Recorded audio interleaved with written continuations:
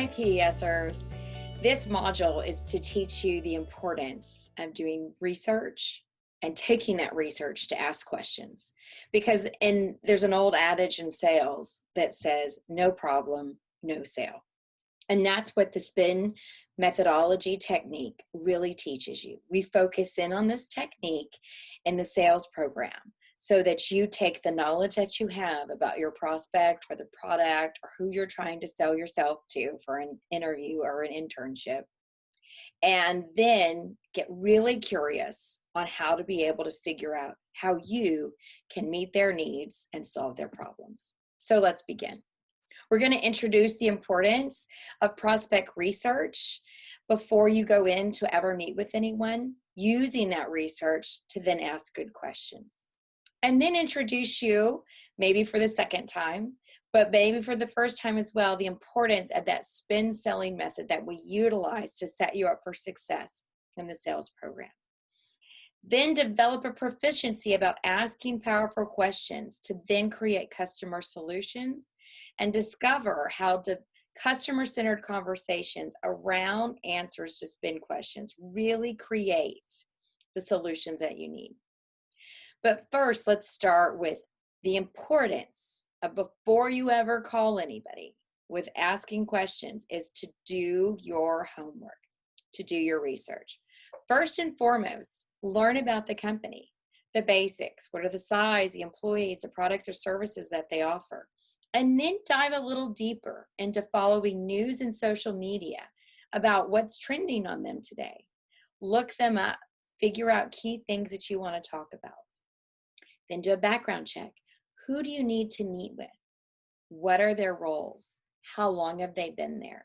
And utilizing, again, social media and LinkedIn profiles really give you keys to understanding who people are and who they're connected with. Once you've done that basic research, get curious. Start thinking about what are their pain points, like a doctor would, right? Hypothesize what you think you can help with without making the assumption that you know everything. And then understand what you offer that's going to be able to solve their problems. What are your products? What are your features that are really going to meet the needs of the problems that you're going to be able to solve? And then finally, taking the first 3 steps to walk in with thoughtful, prepared questions to be curious about understanding more about what's going on. Using that knowledge to then understanding what's going on. The most important thing you can ever do as a salesperson, and we're all salespeople selling ourselves, is to remove yourself and what you think you know and fundamentally go into what's going on in the mind of your customer. What does the view look like from his or her desk? And what's the world and what matters most to them? And so it's really about understanding the science of asking questions indicates success. 69% of buyers report that listening to their needs is the top way to create a positive sales experience. And it begins by asking good, thoughtful questions. So questions help you gain perspective, get information, and learn. And they are where you can discover the most valuable information to craft the right solution that's going to solve problems and be the answer. And so when you think of how to ask questions, think about a journalist, right? And how they're there to tell the story. What's the story going on in your customer's business or their world or their home? The journalist focuses on building a story. And so your job is to get the facts, to understand them, and to ask more questions about what's really going on. And again, find the important elements that matter most to them about their story. And so the spin selling technique really elegantly takes this needs diagnostic process for the sales and understanding what's going on in a customer's world, and elegantly allows 4 questions to really decipher How do I narrow down to what matters to my customers?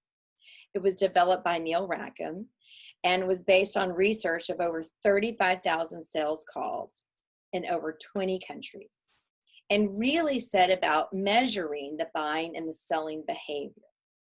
And what we found from that research, what he was able to identify, was that the most successful sellers are seen by their customers as consultants, problem solvers, and that they put the customer first. And so it's narrowed down to 4 types of questions. The SPIN is an acronym that begins with situation. The P is problem. The I is implication. And the N is needs payoff. So what we want to do is we want to start broad, right? What is the situation going in to the business, the world, the mind, the home of whoever I'm trying to sell to? What is the situation? And then from when I build that framework, going really broad, what matters most to them, I can then listen for key indicators that narrow down into the problem, focus in on the implication, and then really narrow down into that need payoff, where I can then pinpoint the key things that are going on that they need help with that I can offer. All right. So truly, when you're going into this process, the only thing you can be prepared for are really well thought out, well researched situation questions. And the reason is, you, until they answer that question, you don't know how to ask the next question. You don't know how to dig around that problem. And every question comes from how they've answered it. So when we look at, again, the broad level situation questions, they are general data gathering questions designed to help you find basic information that otherwise you could not gather. So really, it's taking the research that you have and then expanding upon it, getting it directly from the people that have the answers. So ways in which you think about it, again, using the technique of a journalist. I know this about your company. Who, what, where, when, why, or how does this relate to you? So really understanding that these questions build upon the research that you have to have you narrow down a little bit more into what is going on from the research that you've built upon. And again, it's really understanding that the situation should expose what's going on underneath and the problems that lie there. Because again, like we always say, no problem, no sale. So problem questions are help to then understand what's really happening. What is the situation? What's the issue? What's the concern? What's the obstacle that is getting in the way of what your customer's looking for?